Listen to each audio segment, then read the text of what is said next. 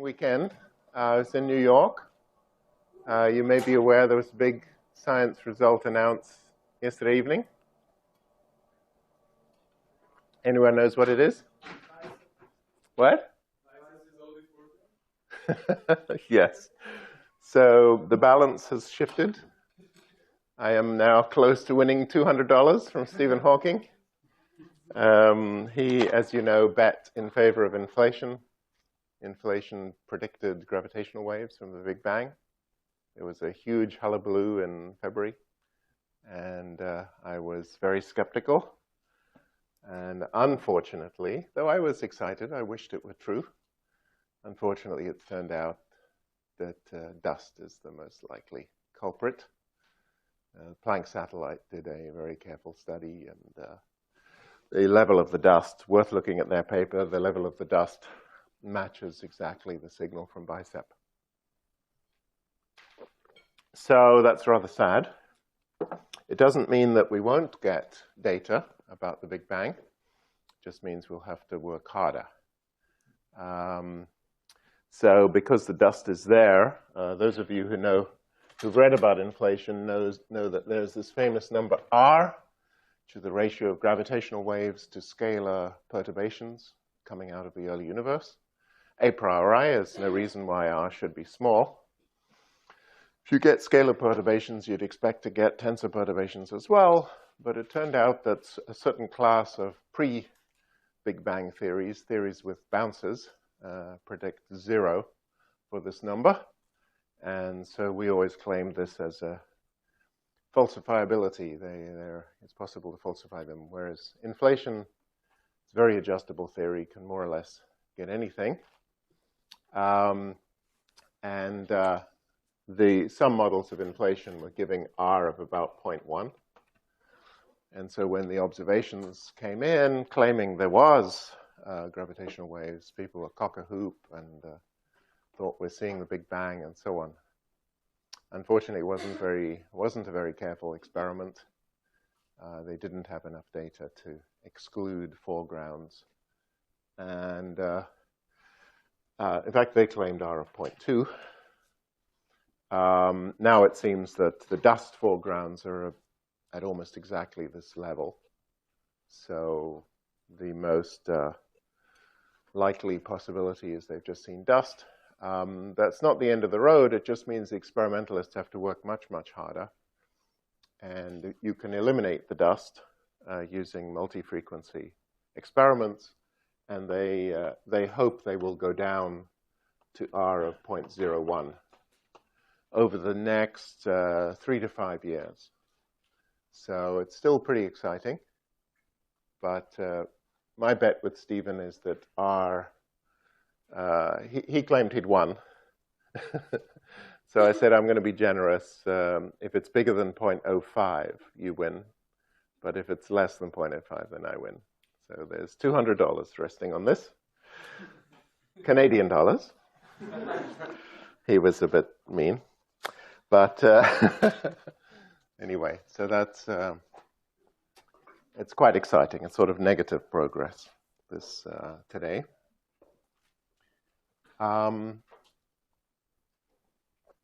So I just showed you a movie of the perihelion shift.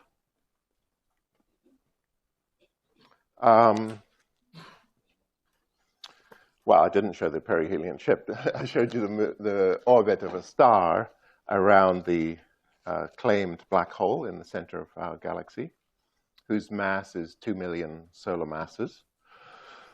And so now we're just going to continue working out what the perihelion shift was. So you will recall that we wrote down G mu nu U mu U nu equals -1, because this orbiting object is a massive particle. And then we wrote down two conserved quantities, the energy and the angular momentum. The energy was curved because the metric is static, the Schwarzschild metric static, time independent, so that leads to conservation of energy. It's also independent of azimuthal angle phi, and that leads to the conservation of angular momentum. And so we ended up with this equation that r dot squared, dot is always d by d tau, r dot squared minus r Schwarzschild over r plus j squared over r squared minus r Schwarzschild j squared over r cubed equals constant. And so this is the kinetic energy of the orbiting object. This is gravitational potential energy. This is the angular momentum barrier. And this is the extra term. This is the extra term in GR, which we discussed last time is due to the warping of space. So we want to solve this equation. Actually, I drew the potential for this, you'll remember. The effective potential looks like this. So there are two circular orbits at r equals constant, and everything else is either roughly elliptical or hyperbolic. It can come in and bounce off to infinity. So now we want to solve this and try to see what's the influence of this term on the orbits of the planets around the sun. Now, there's a nice feature of Newtonian theory is that the orbits are elliptical and they're exactly periodic, right? A star just keeps tracing out the same ellipse. And we'll see why right now. Because what is useful to do is to eliminate tau. I mean, after all, if you want the shape of the orbit, you don't care about tau. It's just a parameter along the curve. Much nicer to express r in terms of phi, which is the angle, because those two things are really r of phi determines the shape of the curve in space. Okay, so let's let's determine the shape of the curve. So we'll define prime to be d by d phi, and then r prime is r dot over phi dot. Right, dr d tau over d phi d tau. Now, d phi d tau we know from J, because J was r squared phi dot. Okay, so this is equal to r dot squared over J.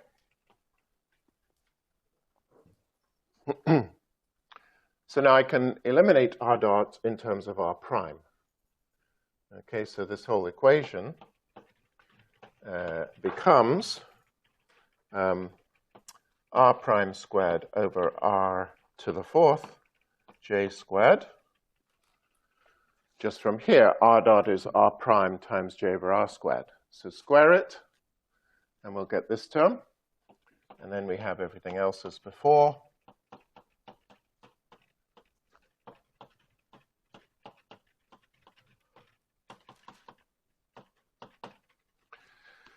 Okay, and now there's a clever change of variables you can do, which is to notice that all of these things involve inverse powers of r. And the first term is just d by d phi of 1 over r squared. Okay, so if we define u as 1 over r, then this becomes, I'm going to divide through by j squared. So it's u prime squared minus rsu over j squared plus u squared minus rsu cubed equals constant.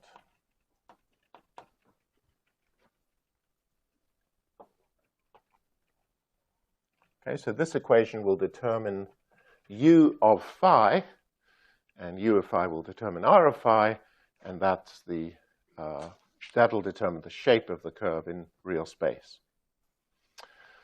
So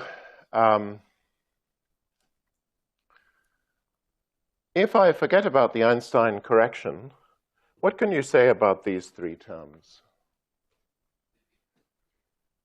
If you think about phi as a time variable, okay, this is a kinetic energy, what would you say about the potential energy as a function of u? You think of u as the coordinate of a particle. No, it goes like u squared. So think about that term on its own. Forget about this one. What is that equation? If I write down x dot squared plus x squared equals constant. Pardon? Oscillator, harmonic oscillator, right? So what happens if I add a linear term in x? Does it make any difference? No, this is the energy, not the equation of motion. That's the potential energy, right? So if I have x squared, it looks like this. This is x. What happens if I add a linear term? What's the shape of the potential energy? How is it changed?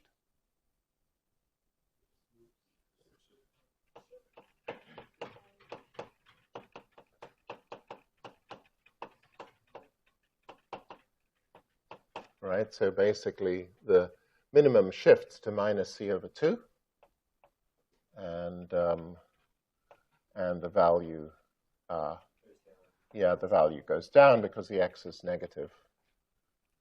So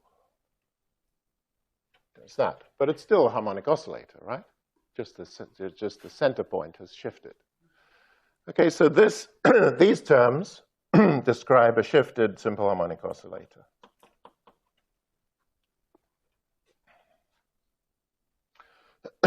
And so those terms are very easy to solve. Okay, so the first three terms are a simple harmonic oscillator, and we know what the solution is for those terms. So for those three terms, and this is Newton's solution of elliptical orbits, u would equal to, well, obviously the minimum of the potential plus a cosine or a sine, right? That would be the harmonic oscillator. So the minimum of the potential is that u equal to rs over 2j squared, rs over 2j squared, and then we write it this way, 1 plus e cosine phi.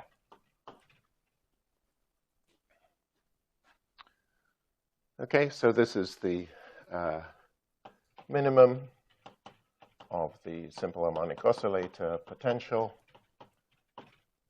and this is the oscillation about the minimum.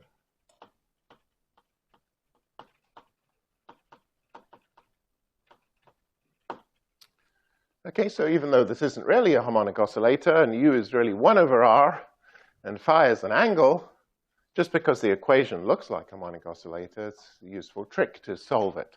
And it's actually a useful trick to think about it.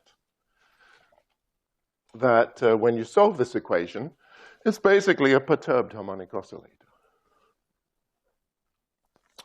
Now, this I'm going to call u naught. This is the Newtonian solution.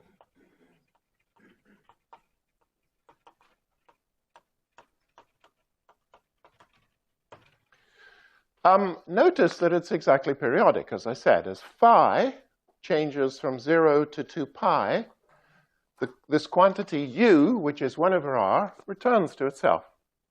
Right? That means that the orbit traces exactly the same ellipse, same shape, as it goes around the sun. Every orbit is identical to the one before. And if you trace that back, it's because the coefficient here is 1. Okay? The frequency in phi, angular frequency in phi, is 1. That means that the function is periodic in phi with period 2 pi. Where does that come from? Well, if you trace it back, this term comes from there, right? So this is just a property of motion in flat space. You have essentially r dot squared plus r squared phi dot squared as the kinetic energies, and then you replace this with angular momentum because it's conserved. And when you do that, the motion is exactly periodic. Now, you then come along and perturb it with the Newtonian potential, okay? So you could mess up that periodicity if this was any other function. But it just so happens the Newtonian potential turns into a linear function of u, which is the variable which is harmonic, okay? Because it's a linear function of u, all it does is shift the minimum of the potential, doesn't change the period. Okay, so this is a very special property of Newtonian gravity, 1/r force, is that it leaves the orbits periodic. Orbits are periodic in phi. Okay, it's a very beautiful property of 1/r potentials.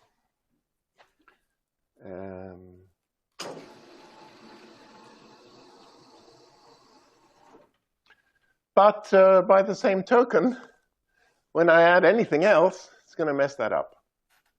Anything else but a 1/r potential is going to leave you with orbits which are not periodic, which will precess. I'm going to go around the sun, but there's absolutely no reason for the orbit to repeat.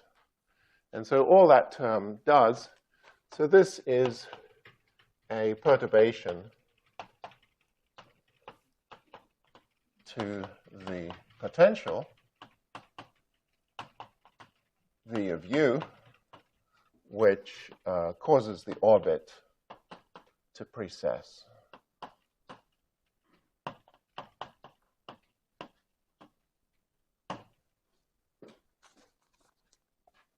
Okay, so Einstein realized this, and he realized his theory was not going to give periodic orbits, and so he worked out the precession.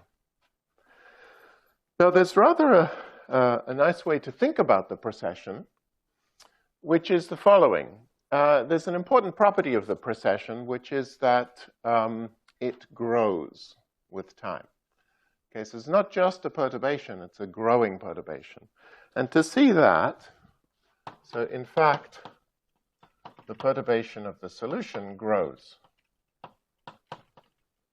In the solution grows with phi.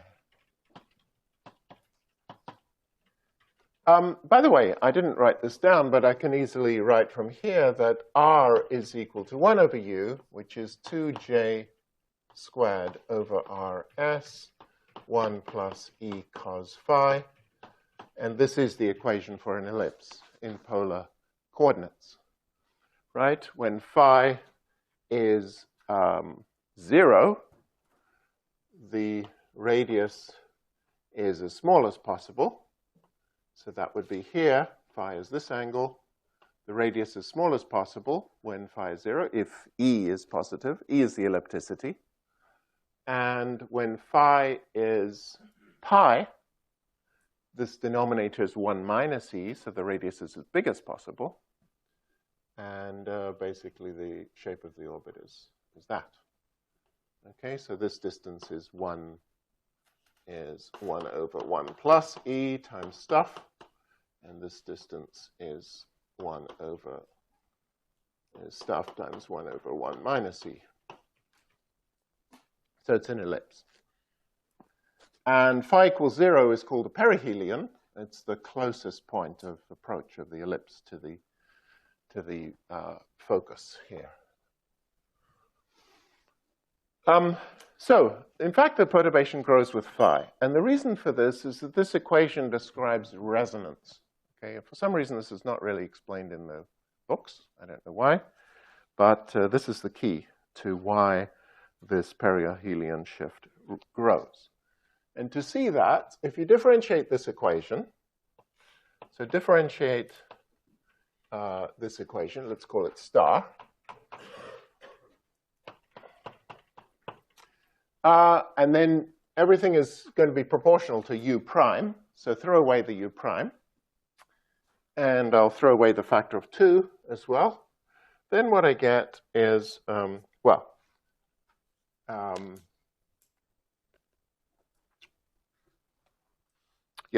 just differentiating it, I get u double prime equals minus u minus rs over 2j squared. That's our simple harmonic oscillator. Okay, the usual, this is the deviation of u from the minimum of the potential. And differentiating this term, I get a factor of 3. And so on the right-hand side, it's plus 3rs u squared over 2, because divided by 2 from differentiating u prime squared. Okay, so we have a simple harmonic oscillator centered on rs over 2j squared with the driving force going like u squared. Now,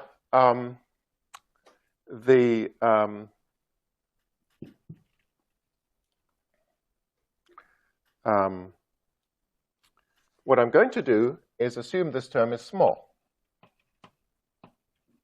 Okay?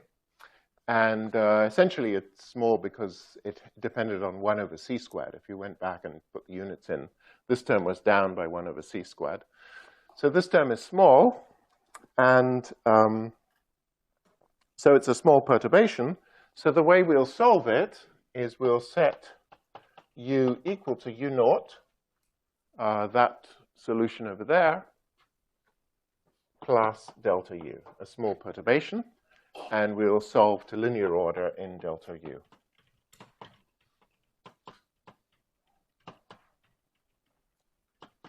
In delta u. So because this term is small, I can treat it as a source, and so what I have is delta u double prime. U naught, of course, solves this equation. And so if I plug this into there, the u naught terms all cancel. And what I get is the delta u terms. But then from here, I'm going to plug in u naught.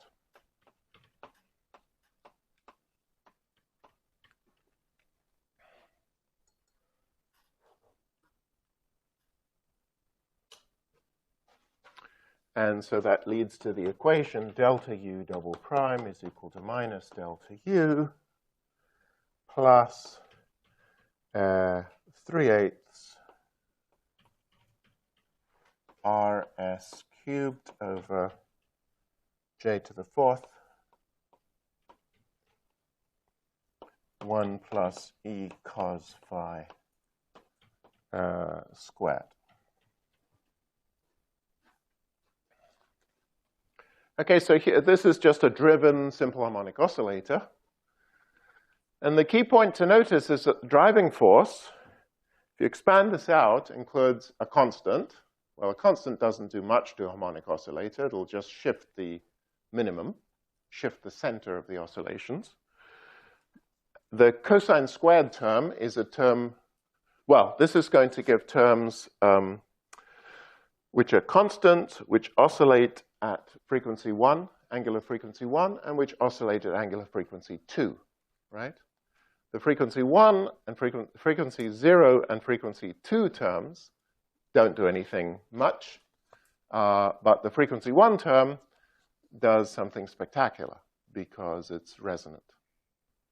Okay, so the only important term in here, so this gives 1 plus 2 e cos phi plus e squared cos squared phi. Of course, cos squared phi has frequency 2 and frequency 0. But as I said, neither of those do much. The term which does everything is this guy, which creates a resonance. Okay, because you're driving the harmonic oscillator at its own frequency, and that causes the motion to grow and grow. And so the only term you need to worry about is that term. And so that goes like delta u plus 3/4 rs cubed over j to the 4th e cosine phi. And for that equation, it's easy to find the particular integral represented, which the particular integral is given by delta U is equal to 3RS cubed over 8J to the fourth E phi sine phi. Okay, so obviously if I differentiate this guy twice, differentiating the sine, I'm going to get a term which cancels this exactly. Differentiating the phi twice gives nothing. But I also get twice the derivative of this times the derivative of that, which is exactly this term. And here's the resonance, this growing with phi.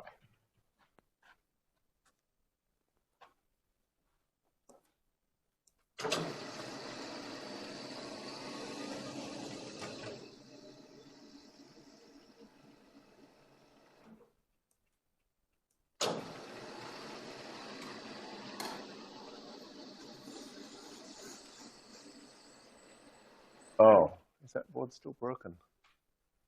I seem to have disconnected it. Okay, that's one solution. Sorry about that.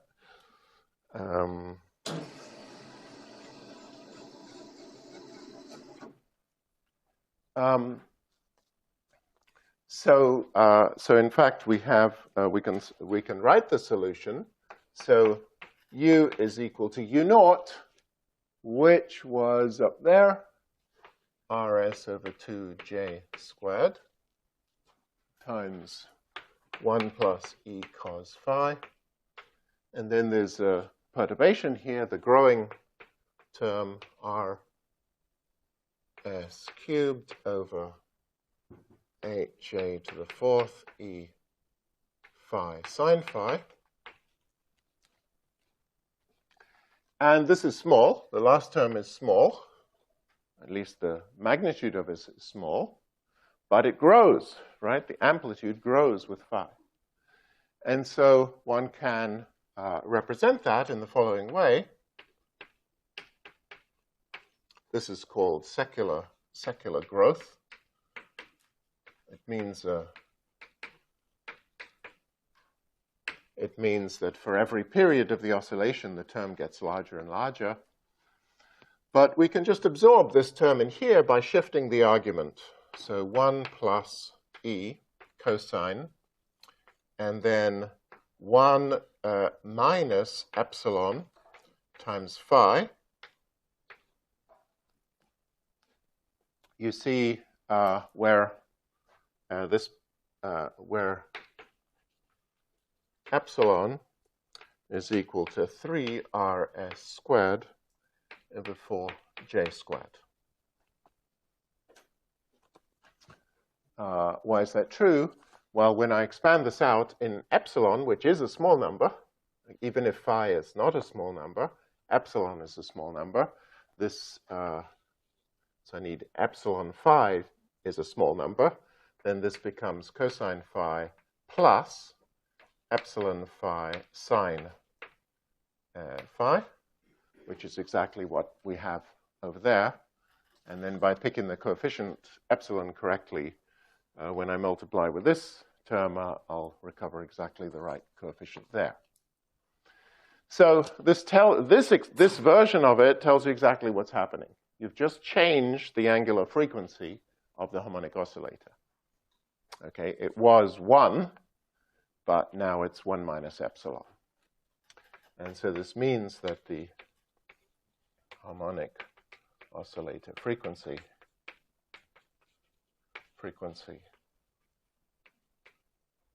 well, let's call it the angular frequency, has shifted.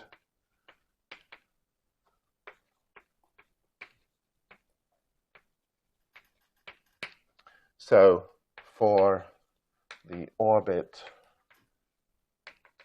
to come back to the same point, come back to the same value of U at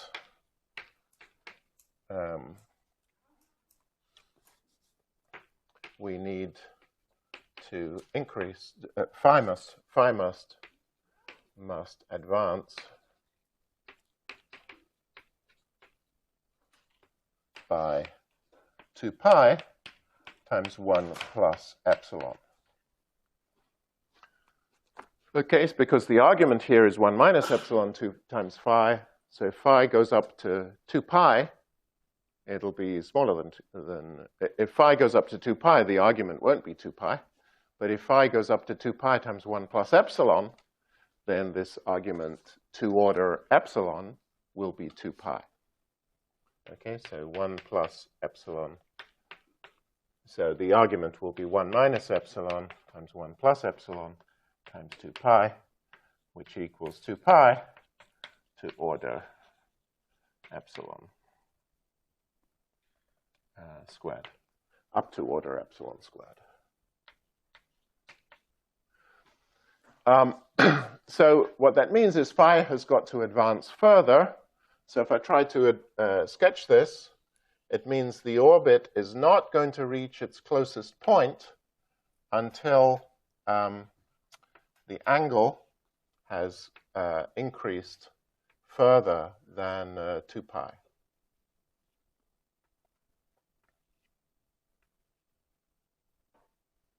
Try and draw it properly. Okay, so basically the orbit is going to precess.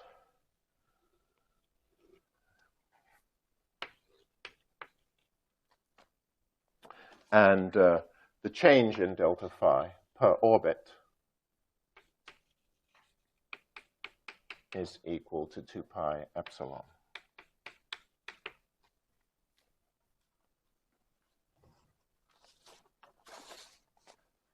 So that's the advance of the perihelion. And as I mentioned last time, when you put the numbers for Mercury,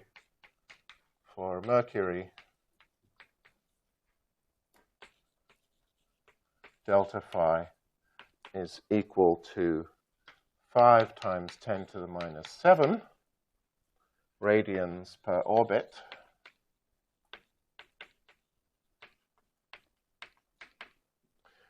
There are 415 for Mercury. So this is for Mercury.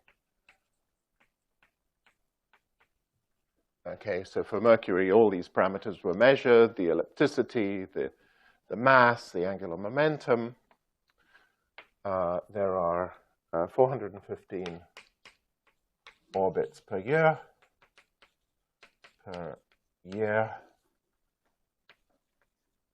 And so this leads to 43. So the perihelion advances by 43 arcseconds per century. Perihelion advances by 43 arcseconds per century. And that was a wonderful coincidence to get that number, because that's exactly the anomaly that was known by astronomers from the 19th century. So this is tremendously humbling to see a theory with this level of success. Okay, and such theories are very, very few and far between. Our theories of cosmology, for example, are a long way from this. Okay, the theories we have of cosmology, in general, those theories have more parameters than the number of parameters you need to describe the observations. That's not a good situation to be in. It means you're not really predicting anything. You are parameterizing, but you're not actually predicting. So this is, I always tend to be rather harsh on theories, and I'm not very popular because of it. But I'm afraid a lot of people are working on theories where there are vastly more parameters than observable numbers. And I want to encourage people to try and work on theories where you actually get predictions. I think that's better science. Are there any questions? I don't want to nitpick. I think you probably mean 415 orbits per century, though, right? No, oh yeah. Mercury orbits by 415 times for every Earth orbit. That's not what I'm finding on the internet. I'm getting the periodization days by every source I looked at. You're saying it's periodization? Because I looked it up, they just sound very fast, and then like if you just like work out those numbers, it must be percent, right? Okay. I'll take your word for it. Yeah, I took this out of that blue book. I'm pretty sure that's what they said, but you may be right. You're saying Mercury only orbits 4 times faster than the Earth? It says 88. I mean, Wikipedia says period is 88 days, and that is 415 a century. Oh, okay. Yeah. All right. So it's a monumental thing. Okay. Thank you. That's not nitpicking. That's a 415 per year would make it pretty relative. Okay. Sorry. Thanks for that correction. I'm pretty sure that's in Houston and Todd. So, but I should have checked it myself. Any other questions?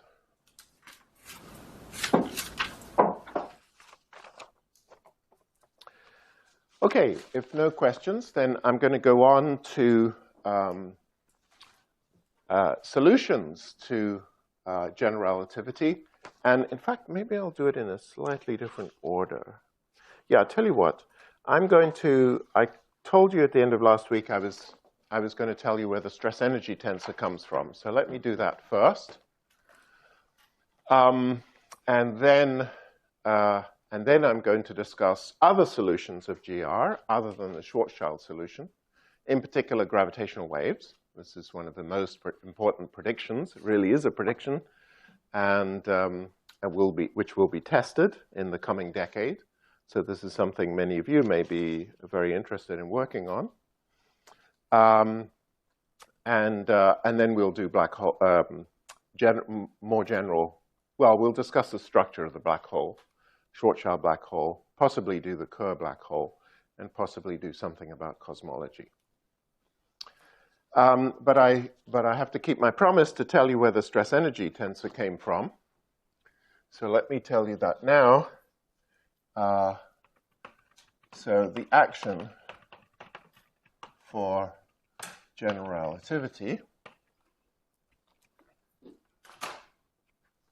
So it turns out that the correct action for general relativity, as I've already indicated, but now I'm going to describe precisely, the action for general relativity is integral d4x root minus g times the Ricci scalar.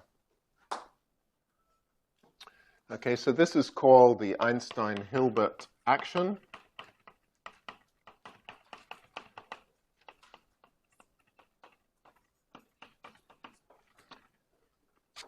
And I've already indicated there's only one scalar quantity in Riemannian geometry that describes the curvature of a space intrinsically to that space, and that's the Ricci scalar. And so this is essentially the only thing it could be. So now let's just vary it. I've of course picked the coefficient here. I picked it because I know in advance what the relationship is between the action for the matter and the energy in the matter. And so we'll get to that in a moment, but I've picked this with hindsight, of course.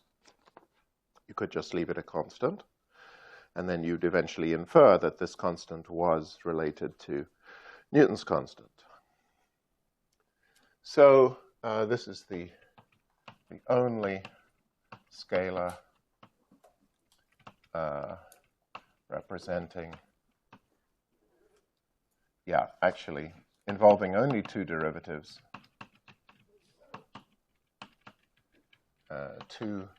involving two derivatives of the metric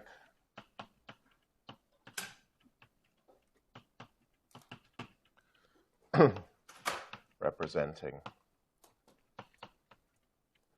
the curvature of space-time.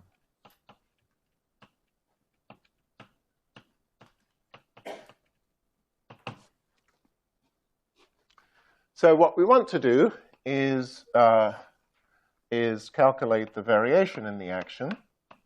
And so that would be the action evaluated on some g plus delta g minus the action evaluated on some g.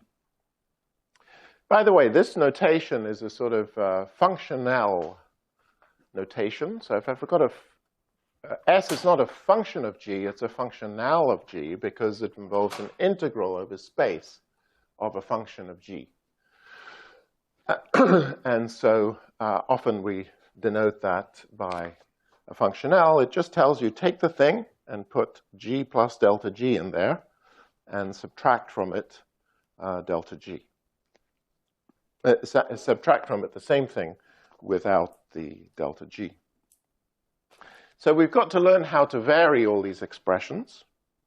And in particular, we've got to vary root minus g r. So this is equal to r, this is equal to the variation of root minus g times r. And then I've got to do the variation of r. So the way I'll do that is remember that r is equal to g mu nu r mu nu. So when I vary r, I should vary this guy and then vary that guy. So I get delta g mu nu times r mu nu plus root minus g mu nu delta r mu nu.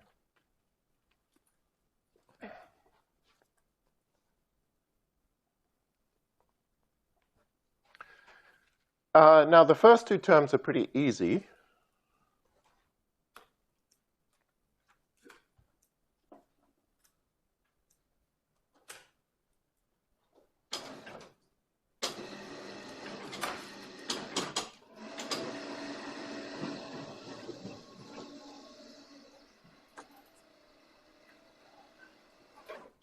These two terms are quite easy. If I've got a matrix and I vary it, we've already worked out a formula for that. Yes? Can you remind us exactly what it means that r is the only scalar involving two derivatives? Well, we worked out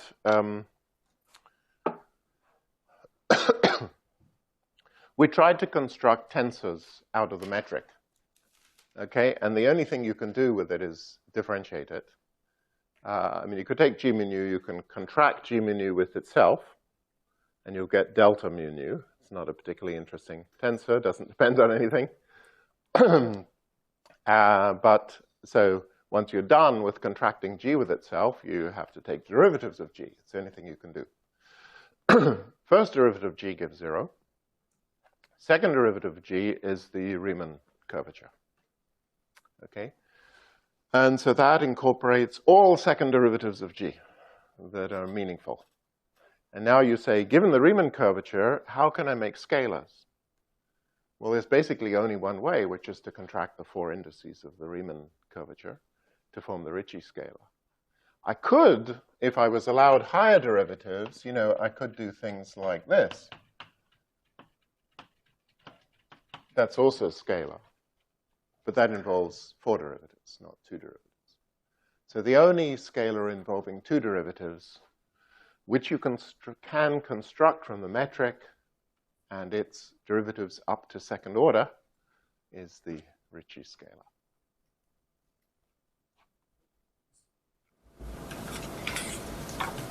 So it seems like, for instance, you could just define some new scalar that was some function of r, and yes, that's, I guess, obvious. But so is the statement that you want to make that any other scalar that involves only two derivatives of the metric can be obtained from r, or yes, in fact is f of r? Is r, yeah. Well, not f of r. Any function of r which isn't linear is going to have more than two derivatives. It's r plus r squared plus r cubed. Doesn't it just have those derivatives squared? Or that's not. Yes, it does, but that derivatives. counts as higher derivatives. Oh. Okay. If I write down an action which is x dot squared, we count that as involving two derivatives. If I wrote down x dot cubed, I would say that has three derivatives. Okay. Okay, yeah. So you can, there's nothing to stop you writing down f of r as an action, but it does depend on higher powers of derivatives, if you like. Yeah. So that's a distinction. I mean, you might say, why don't I just write this thing down?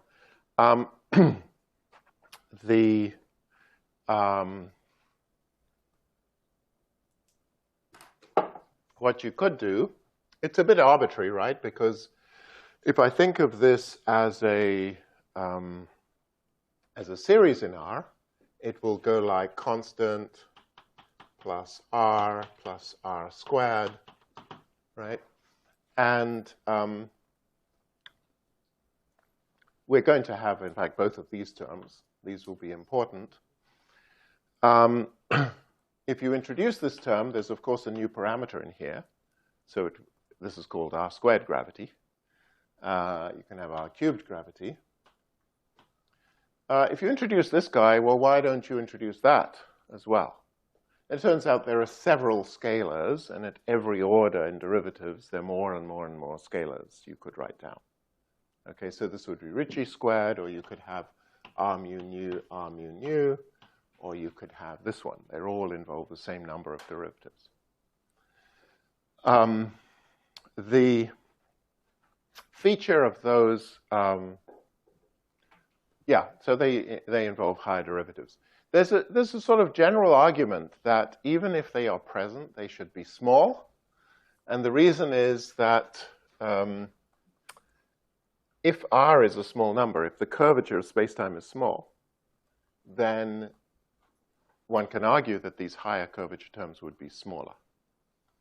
Okay, so that's a sort of one argument in favor of just keeping the first term. It's more complicated than that, because if you keep the general second term, your equations of motion are not going to be second order anymore. And then the whole theory is very different in character. So you're sort of opening a big can of worms.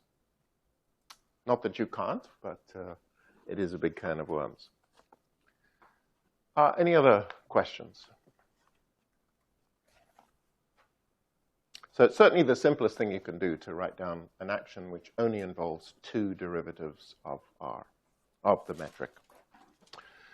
Now, the first two terms in the variation are rather easy, so let me leave these till later.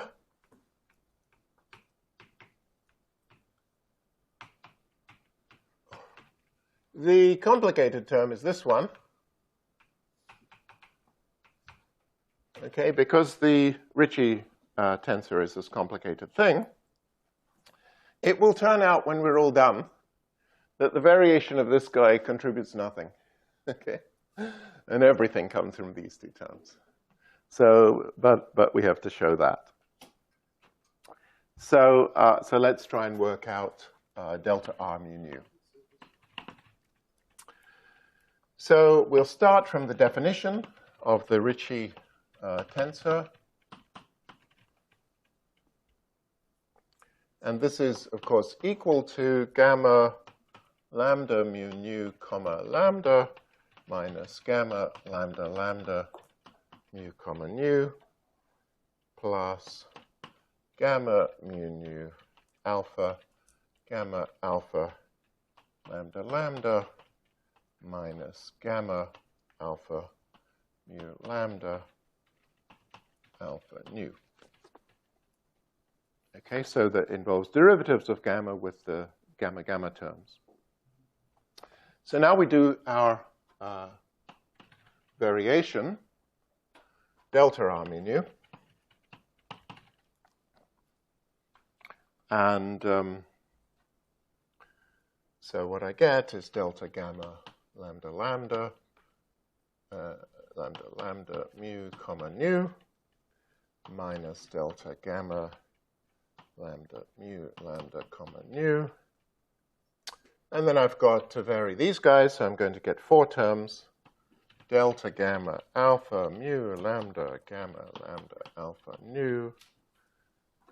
Actually, let me write the other ones down first. Plus delta gamma mu nu alpha gamma alpha lambda lambda plus gamma alpha mu nu delta gamma lambda alpha lambda.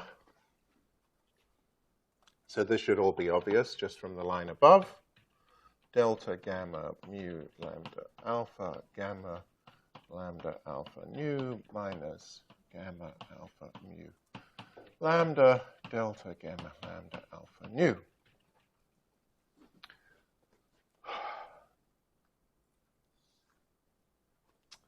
Well, this is not so bad because you've got delta gamma and this guy, delta gamma with these two indices contracted, has one free index. Okay, so it looks like a vector with a lowered index. And so you can associate one of these gamma terms with that as making up the covariant derivative. Oh, I think I wrote this wrong. Sorry, I wrote this one wrong. Delta gamma, this is mu nu comma lambda. Right, I just varied that. Remember, derivatives commute. Partial derivatives commute, so actually variations commute with partial derivatives too. So I just varied this to get that. Now this guy has three indices. So if I try to make a covariant derivative of it, I would need three gamma terms. This one has one index. To make a covariant derivative, I would need one gamma term. And in fact, that's the way it works out. And I'll explain why in a moment. It's equal to delta gamma alpha mu nu semicolon alpha minus delta gamma lambda mu lambda semicolon nu. Okay, so when I vary R, what I get is the covariant derivative of delta gamma minus the covariant derivative of delta gamma, and that's everything. This is called a Palatini identity.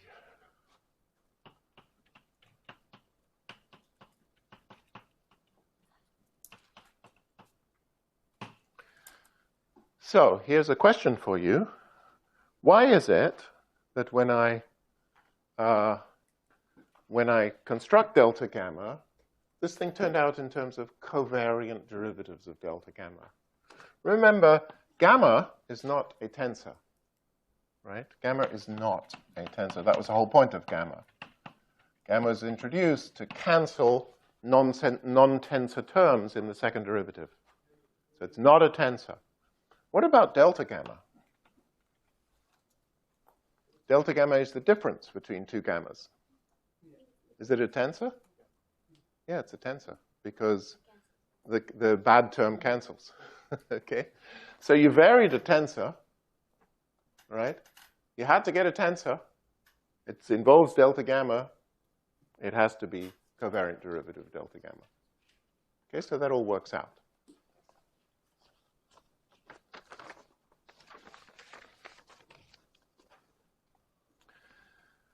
All right, so now all we have to deal with is this last term.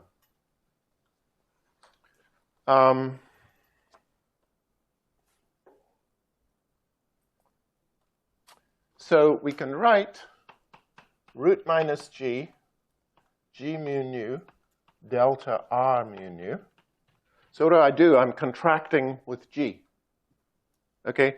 Now, it's totally okay to bring the g inside the covariant derivatives because the covariant derivative of g is 0. So you can bring the g inside. And what I am... so I can bring the g inside. Now, when I bring the g inside, it converts this quantity to a scalar, right? Because the g mu nu coming inside will make this into a scalar. A vector with only one index. So let's just do that. That is root minus g. And then we've got g mu nu delta gamma mu nu. alpha semicolon alpha.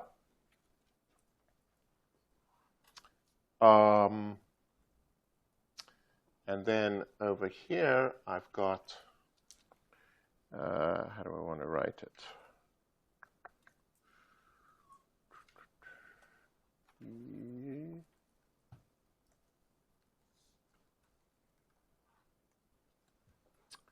So then I'll do the same thing over here, root minus g.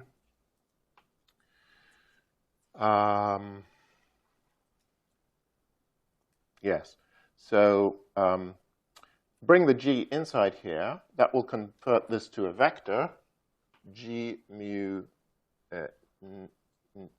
let's write it this way, nu mu, delta gamma, lambda, mu lambda, okay, semicolon nu. Okay, so both terms are of the form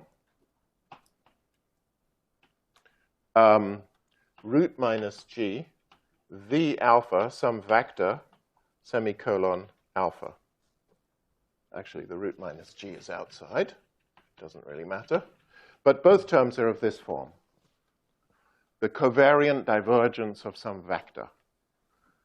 Okay, now there's a basic identity that when I have the covariant divergence of a vector, so now we can use v alpha semicolon alpha is equal to the following. The ordinary derivative plus gamma alpha beta v beta alpha.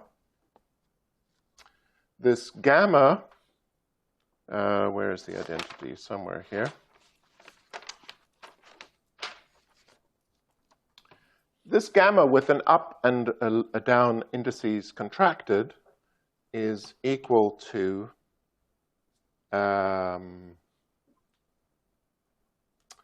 over root minus g times d beta of root minus g. Okay, so this is an identity. I'm not sure if you've done this. Did you do this in the example classes? Maybe you did? Okay. Sorry? Oh, you do it this afternoon. Okay, so you can prove that if I take my gamma and I contract the upper index with one lower index, you get this identity, just the derivative of g. And so what this means is that this is v alpha comma alpha plus d beta root minus g over root minus g times v beta. And so this is equal to d beta root minus g v beta over root minus g. Okay, so the covariant divergence of a vector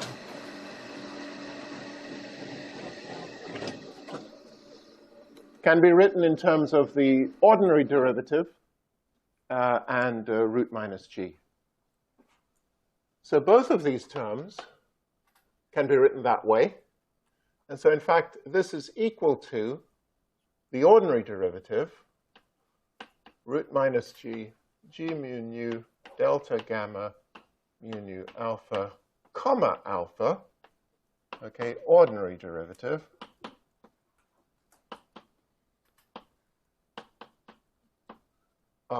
minus root minus g, g nu mu, gamma mu lambda, lambda, comma nu. i.e., it is a total divergence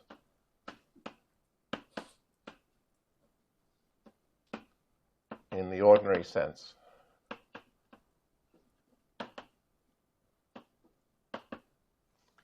Okay, by saying something's a total divergence, I just mean that it's the ordinary derivative of some quantity.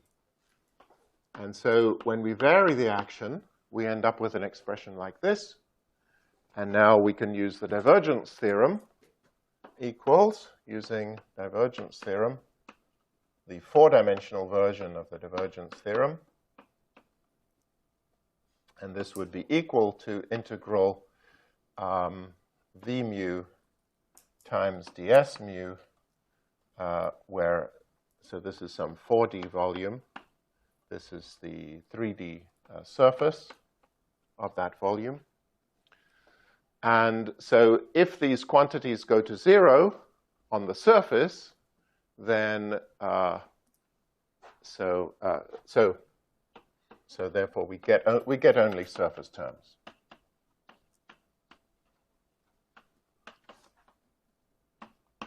Okay, and the definition of our variational principle will be that if we do not vary things on the surface, so all the deltas, delta G, delta gamma, all those quantities vanish on the surface, then we can neglect.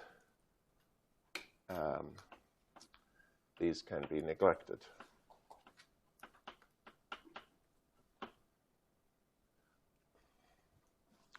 Okay, so the big complicated term ends up giving nothing, and we can go back to the easy terms.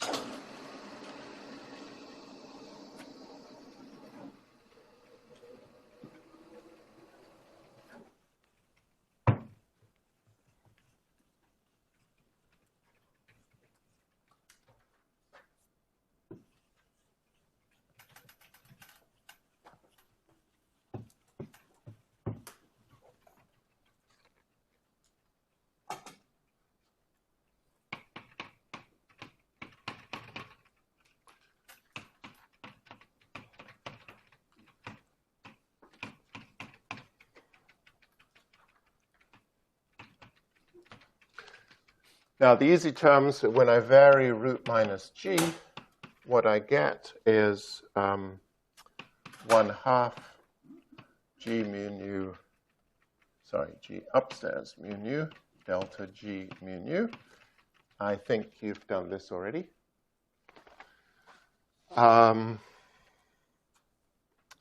And you've also done the fact that if I vary the inverse metric, what I get is the negative of the variation of the lowered metric, okay, with where I raise the indices. So the variation of g with upstairs indices is just minus the variation of g with lower indices where I raise the indices. Okay, so this expression follows from the fact that the inverse metric times the metric is the delta, and delta doesn't vary. So when I vary the left-hand side, I've got to get 0. So the variation of this guy has to be somehow the opposite of the variation of this one. Okay, so we can now do everything. The first term is the delta root minus g up there, and that gives me 1/2 g mu nu r. The second term gives me a minus sign because I'm varying the inverse metric. And then I raise the two indices on r mu nu with these two guys here. So this just gives me minus g mu nu r, and all this is multiplied by g mu nu. And there you have the Einstein tensor. So this, of course, is equal to minus the Einstein tensor. Okay, so it follows that delta S equals 0 implies G mu nu equals 0, which are the Einstein equations.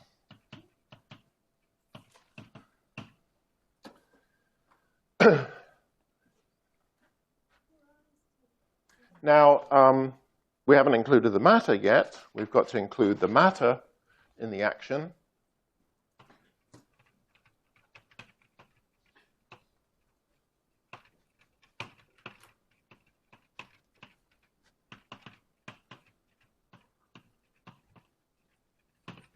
So the S will equal to the gravitational action, which this gravitational action is 1 over 16 pi g integral root minus gr plus the matter action.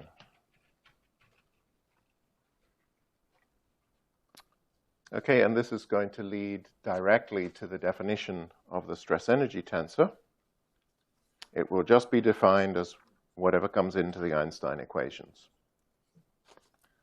Okay, so the matter action is going to depend on G and some fields. Phi, A, psi, okay, all the other fields.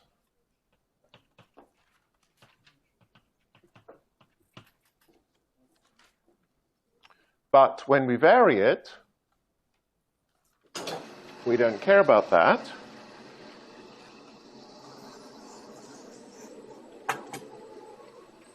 We only care about its variation. Bring that one down.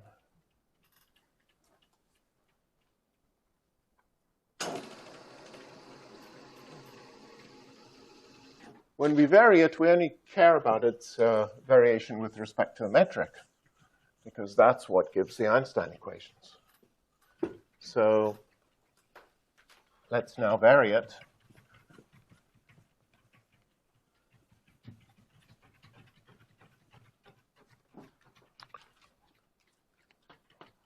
So delta S total,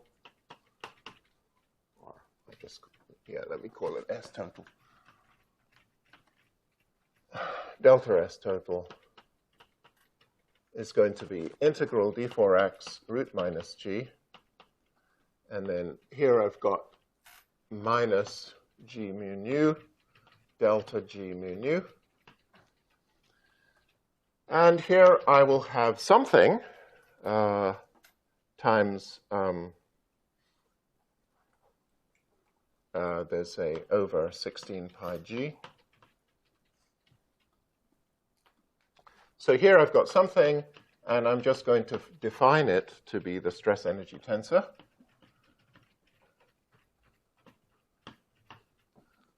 Okay, so this is just the definition of T mu nu. T mu nu is whatever you get by varying the matter action with respect to G mu nu. And so when I set this equal to 0, you will see that G mu nu is 8 pi G T mu nu.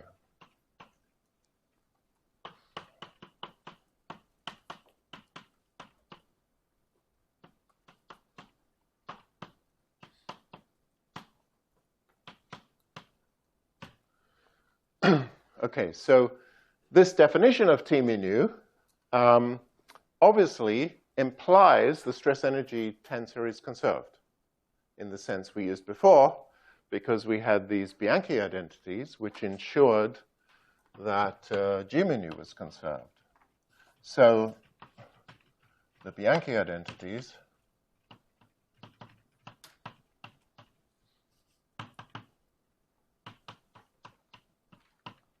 d mu G mu nu equals 0 imply the conservation of stress energy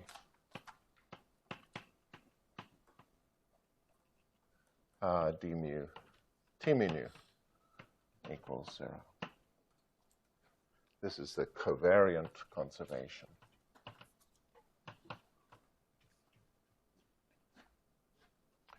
Okay, so it's all this just follows from the action formalism. And let's just do a couple of examples where you'll see what T mu nu is.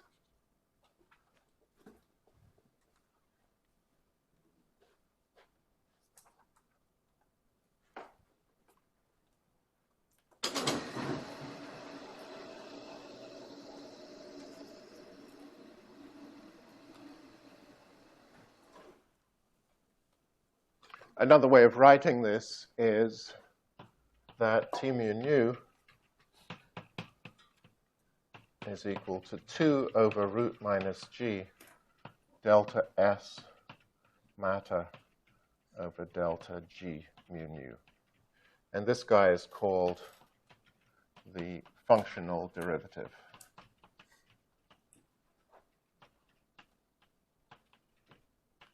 So S is a functional of G. When you vary it, the variation in X is going to involve delta G. And if you just define the coefficient of delta G to be this guy, this is the functional derivative, then that is the definition of the stress energy tensor. And so as long as your equations of motion are consistent, they will imply stress energy conservation of the matter. The equations of motion may not be consistent, in which case everything doesn't make any sense. But as long as they're consistent, this will stress energy conservation follows. Okay, so let's do a couple of examples. And let's take as the simplest thing we know of the Higgs field. It's the simplest because it's a scalar, phi, and so it doesn't have any Lorentz indices, unlike the fermions or the gauge bosons.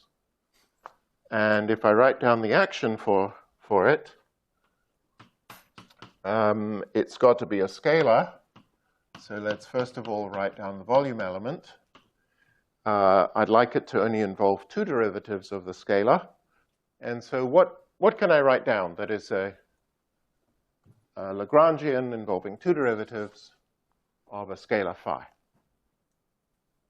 Okay, so I can write down d mu phi. What?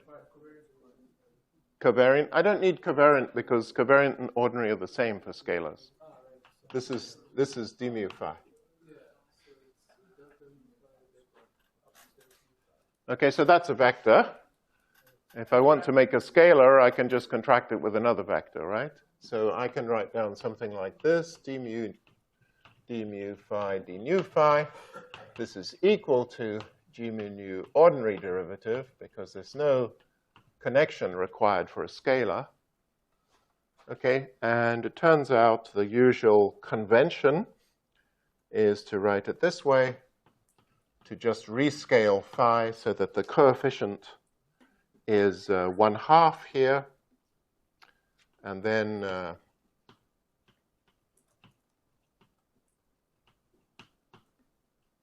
okay, and then you can also write down phi squared, or in fact any function of phi. Let's call it v of phi. Actually, I'm going to do that. Minus v of phi. So both of those terms are scalars. This is the sort of kinetic term, roughly speaking. Okay, though actually it involves time derivatives as well as space derivatives, so it's a Lorentz invariant and general coordinate invariant kinetic term. And this second term is a potential term.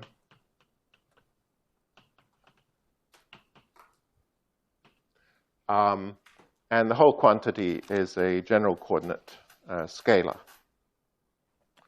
So let us, in particular, you see, imagine this v didn't depend on phi at all. Maybe v was just a constant. If v is a constant, well, that's a scalar. A number is a scalar. And so if v is a constant, that represents a contribution to general relativity, to the action in general relativity. And it's the same constant that Einstein called a cosmological constant. Okay, you're free to add any constant. It's a matter of definition whether I put it into the v and call that the value, a constant contribution to the scalar field potential, or if I treat it as another constant. So whenever we write down the Higgs potential, we have a freedom to put it wherever we like. We can scale up and down. And the constant freedom is the cosmological constant, also called the dark energy. And at the present time, we have no idea what determines that constant. It's certainly very, very, very important what that constant is. And we don't really have good theories of which would determine its value. Anyhow, let's work out the stress energy tensor, T mu nu. So I've got to vary this with respect to G. And I'll leave that for you as an exercise. T mu nu for a scalar field is d mu phi d nu phi.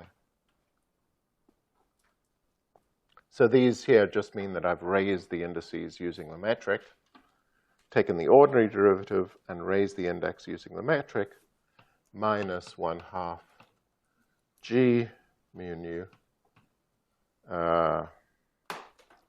g alpha beta d alpha phi d beta phi.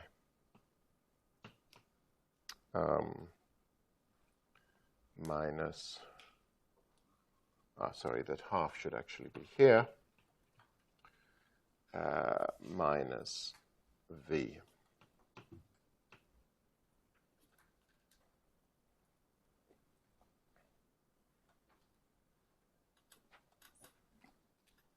Actually, it's plus v.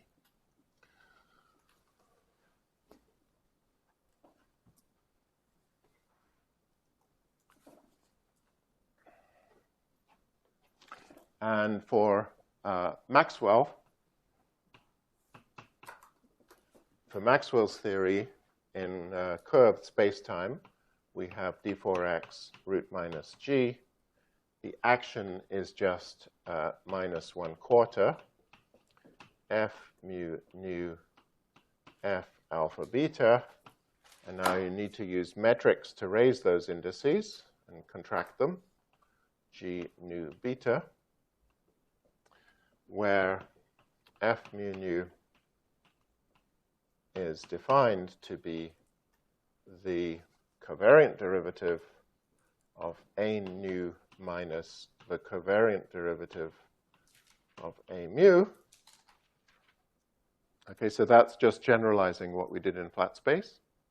The field strength is this anti-symmetrized derivative of the vector potential that happens to be equal to the ordinary derivative. So you can easily check that the connection terms cancel in this case, d nu a mu. They always cancel in covariant derivative, in anti-symmetrized derivatives of antisymmetric tensors. The connection terms will always cancel.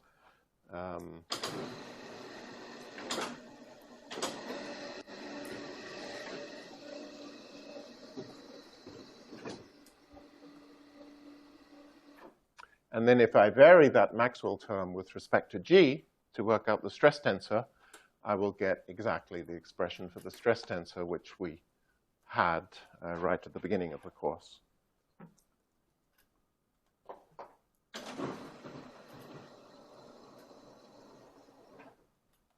So 2 over root minus G delta S delta G mu nu gives you the T mu nu, which we had at the start of the course.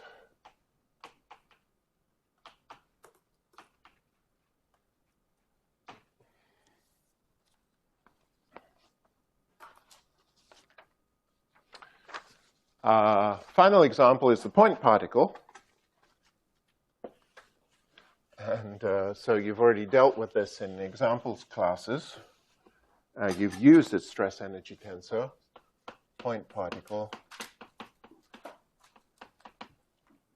S is equal to minus m integral d lambda root minus g mu nu dx mu d lambda dx nu d lambda. Now, there's only one thing you have to be careful here. This is g mu nu of x of lambda, right? You use the metric along the curve the particle is following. So if I want to vary this with respect to g, I want to do this functional derivative, right? But the functional derivative is only defined if this is an integral over space-time of something that depends on g of x, right? So what I do is rewrite it in this way: integral d for x, integral d lambda, delta function, four-dimensional delta function of x minus x of lambda. Okay, again, I'm not putting the indices inside the function, but really this is a function of four variables, t, x, y, z, and it sets each one of them equal to the trajectory of the particle. I would have a root minus g here to make that coordinate invariant.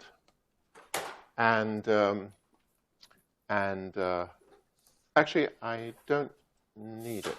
Sorry, no, this is an identity. This is already coordinate invariant, so I don't need that. This integral over delta 4x is just going to set the argument of g equal to x of lambda, right? So x dx nu d lambda dx nu d lambda. All right, so that's equal to an action function now, which is a functional of g mu nu of x and also of x of lambda. But when I vary this with respect to, take the functional variation, you will get, you'll just recover the stress energy tensor varying with respect to delta g, with respect to g, you recover the stress energy tensor we used.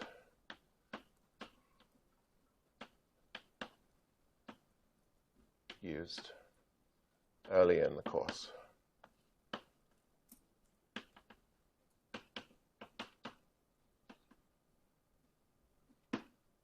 Okay, and this delta function just tells you that the stress energy is localized where the particle is. Any questions?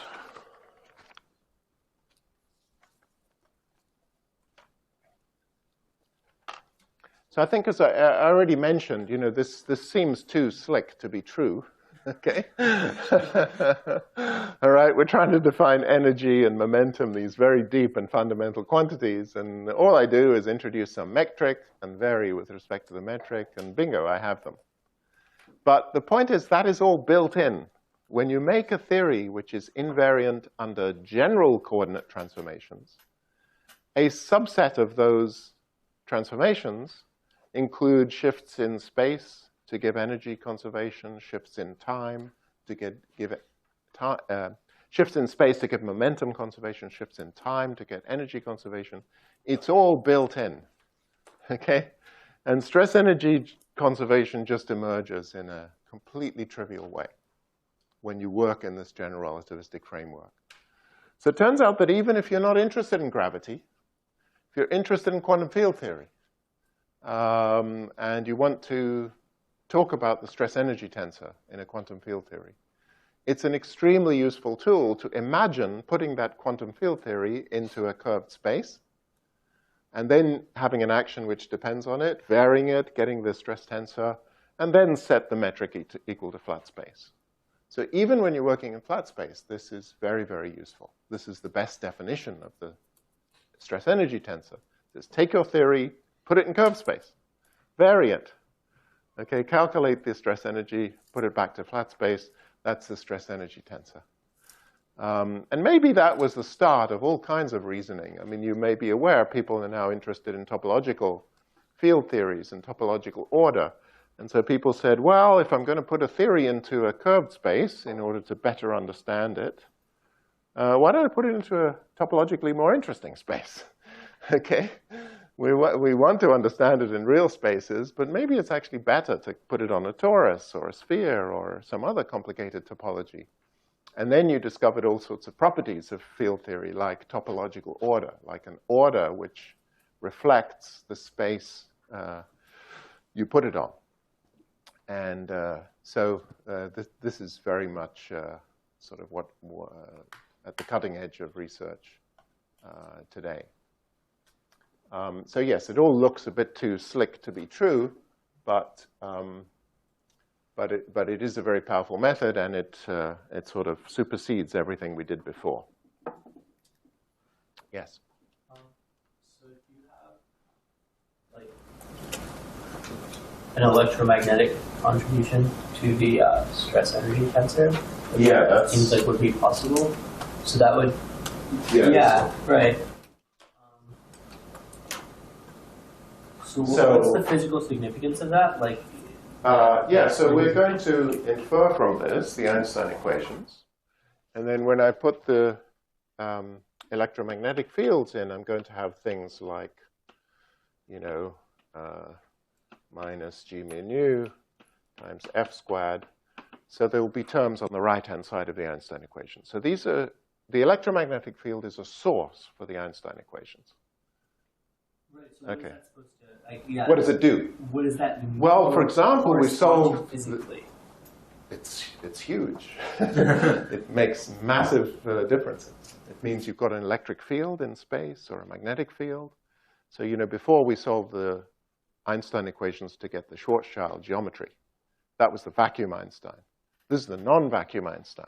So when you solve so imagine I've got a mass which doesn't just have mass, it has charge, okay, electric charge. That means that there has to be an electric field going out from this mass, okay, and the electric field has stress energy, so it will change the Einstein equations. So when you solve for spherical symmetry in the presence of electromagnetic field and a charge, what you find is another metric called the Reissner-Nordström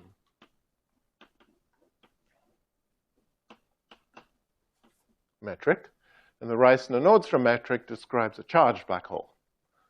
Okay, it's just totally different. And everything about it is different. It has electric fields. So that's one example. And then in turn, though, even if you had, like, for example, a non-charged sort of test particle in this space-time, it would have different equations of motion? No, not if the field strength is 0, it's not going to affect the Einstein equations. And if the field strength is 0, it's not going to affect the motion of the particle. Because remember, the motion of the particle was d2 x mu d tau squared is f mu nu x, you know, dx mu d tau. I think what Dylan's asking is if the black hole is charged, there's a non-charged test particle moving around it. Yes, everything. Yeah, absolutely. Yeah, that's right. The orbits will all be shifted by the charge. Now, in the real universe, you don't find electrically charged stars or black holes. And the reason is that charge can, in fact, the real reason is that the electric force is very strong, right? The electric force between two charged particles is really strong and much stronger than the gravitational force, stronger by orders of magnitude. And for that reason, electric fields can rip particles away from gravitational fields very easily. That's why we're all neutral. Okay, we're made out of charged particles, but as objects as a whole, we're electrically neutral. If we were not, you know, if I was charged, I would just suck all of your electrons away from all of you guys and from the air until I became neutral, because the electric force is so strong. The gravitational force can't really resist that. It's very weak. In fact, this is the hierarchy problem. Okay, that the gravitational force between two particles goes like this, two particles of mass m, whereas the electric force goes like q squared over r squared, right? The Coulomb force. Now, this number is of order 1. Electric charge is a 1. This is determined by the fine structure constant, which is 1 over 137. okay, in natural units. This is, however, the mass over the Planck mass squared. Planck mass is 10 to the 19 times the mass of a proton. So this number is tiny. The gravitational force between two particles is infinitesimal compared to the electric force. So electric force determines the structure of matter, the atoms, all the stuff around us, rips all charges away from gravitational fields, and then the net result is that almost everything is neutral in the universe. You could ask, what's the total charge of the universe? Okay, and it turns out there's a Gauss law constraint which forces it to be 0. So if you have a closed universe, and you say, just as an example, imagine the universe is a 3-sphere. Can I put electric charge in it? No. The total charge must be 0. It follows from Gauss's equation that div E equals rho. That if I integrate the right-hand side, I'll get the total charge in the universe. If I integrate the left-hand side, it's a divergence. And if there's no surface term, it has to be 0. So the universe has to be, as a whole, has to be electrically neutral. So if I put charge on a black hole, I've got to have taken it out of something else. And that black hole is just going to take the charge back and neutralize itself. So that's why we don't see Reissner-Nordstrom black holes. We don't even see Schwarzschild, but that's because we see rotating black holes, which are Kerr black holes. Yeah. Have experiments ever seen curvature due to electromagnetic energy? That's a good question. Well, only indirectly. Okay. Indirectly in the following sense. In cosmology, near the Big Bang, the universe went through a radiation-dominated era. Okay, I hope we'll do that in the last lecture. But I don't want to start talking about cosmology, because if I start, I won't stop. Okay, because that's my interest. Okay, so basically, our picture of the universe is that at early times, it's dominated by radiation. And the radiation controlled the expansion rate of the universe. So photons, neutrinos, these were dominant in the early universe. And to the extent that we understand the early universe, all of that depends on this contribution to the stress tensor of the stuff in the universe at early times. And it all works amazingly. So when we calculate the abundance of the elements in cosmology, we calculate how much helium, deuterium, and lithium formed in the Big Bang. We get the right answers by using this. So we're pretty confident this is correct. But if you ask, can I see today evidence of gravitational fields caused by electromagnetic fields? I don't think so. Black holes do generate big magnetic fields, but I think they're not strong enough to warp the metric. Louis Lehner would be the expert to ask on that. My suspicion is no. Any other questions? Yeah, so cosmology is really spectacular because it tests everything about these equations. Okay. And it has amazing successes, like the cosmic microwave background radiation, the perturbations, their evolution into galaxies and stars. But it has huge puzzles as well, which is that the metric we live in came out of a singularity. Okay? And so it came out of a place where Einstein's equations fail, where all of space was a point. And so cosmology is the best clue we have that what happens to Einstein when you take it to extremes. We know it falls apart. Any other questions? Okay. Is there a class this afternoon? Yes. There is. Okay. It will be varying reception. A what? Varying the Einstein Hilbert. Oh, very good.